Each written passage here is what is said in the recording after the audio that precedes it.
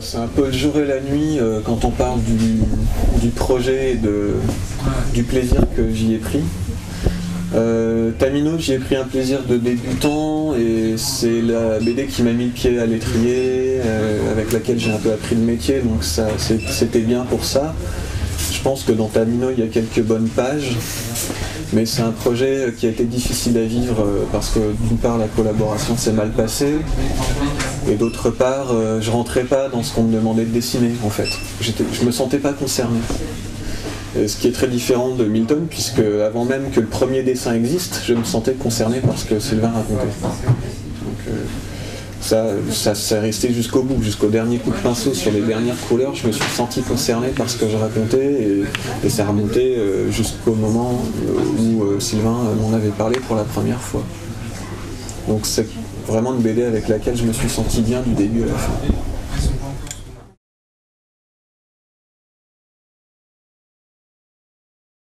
Ouais, non, je pense que ça a été au début plus une espèce de réflexe graphique.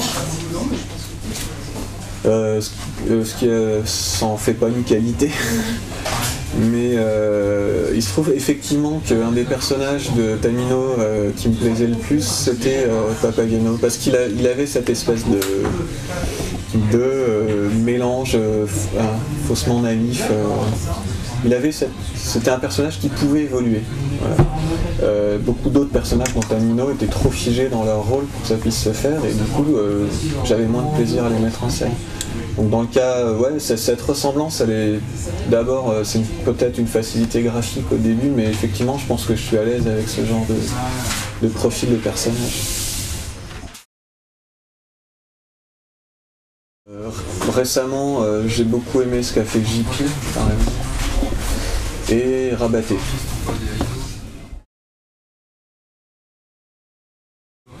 D'une manière générale, des romans et des bandes dessinées.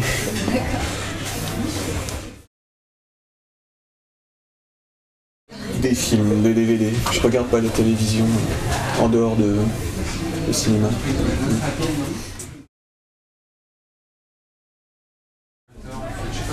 Aucun. Je suis parfaitement propre sur moi. Je suis le Christ incarné.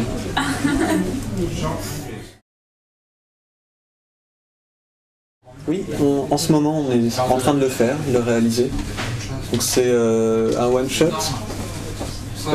qui est l'adaptation d'une nouvelle de Kafka. Ça s'appelle La colonie pénitentiaire. Dans la colonie pénitentiaire. Et j'en suis dans le premier tiers et il n'y aura pas de couleur directe comme il y en avait pour Milton. Je travaille en noir et blanc et ce sera mis en couleur par Albertine Ralenti, qui est une coloriste chronographe. Oui, j'ai des projets d'écriture, c'est trop tôt pour en parler, et puis un autre projet en couleur directe qui intéresse Air Libre sur le Japon médiéval, mais c'est aussi un peu tôt pour en parler parce qu'on est en train de le mettre sur pied.